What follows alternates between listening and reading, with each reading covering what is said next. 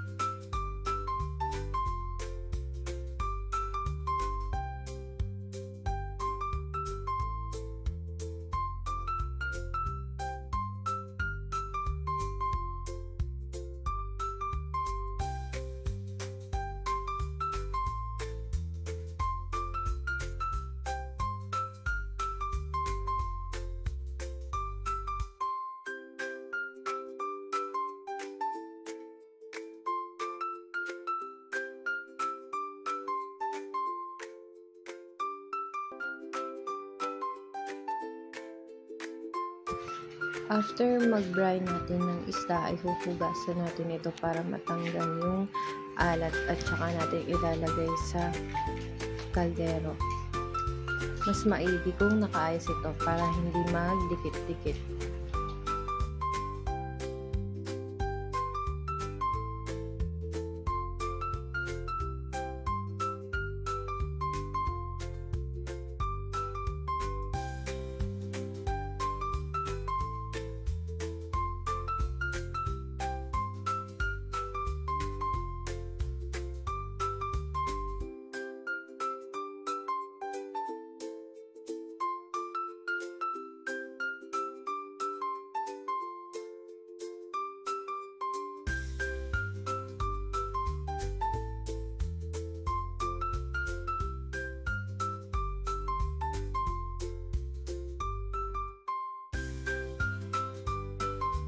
Hihiwain natin lahat yung sibuyas, bawang, bell pepper, tsaka gumamit ako ng grater sa luya para hindi masama yung luya. Bali, katas lang yung kailangan.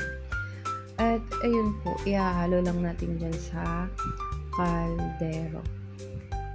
At salain nyo rin po para hindi masama yung mga bubuong luya. Dapat katas lang yung kailangan. At lalagyan din natin ng 3 kutsarang mantika. Kahit anong mantika po yung ilalagay natin.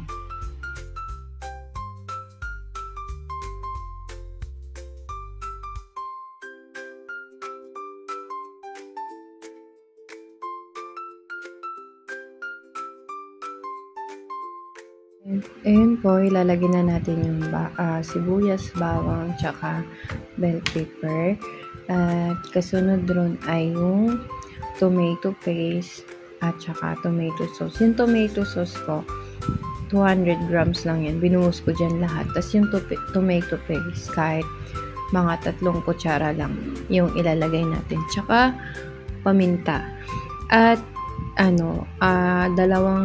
mas maigi kung 2 cup ng tubig yung ilalagay nyo kasi matagal natin siyang lulutuin. At lalagyan rin natin ng pampalasa katulad ng nilagay ko dyan isang sachet ng Inisamix para magbalance yung lasa. Tapos tsaka ko lang siya nilagyan ng suka nung nakasalang na yung sardines. At wag natin to hahaluin para hindi maglasang suka yung sardines natin. Ayun. At huwag mo rin kalimutang maglagay ng asukal, 2 kutsara.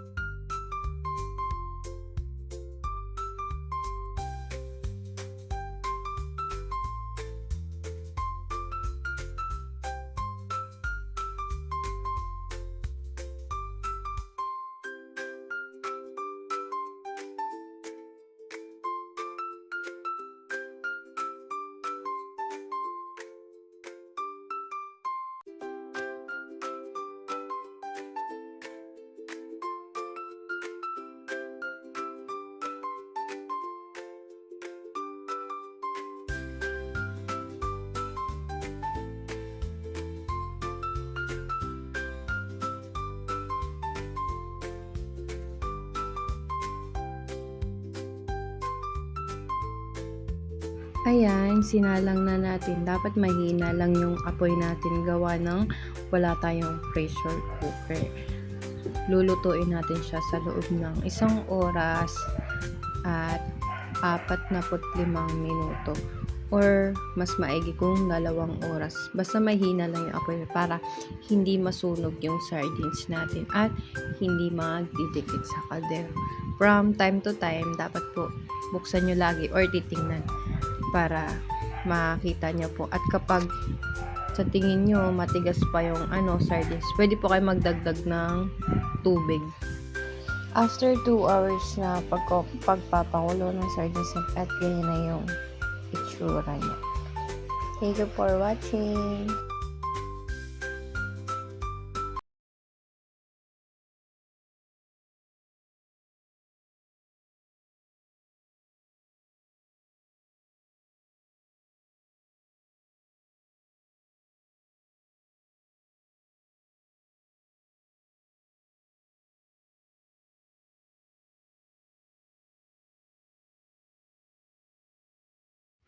Thank you for watching.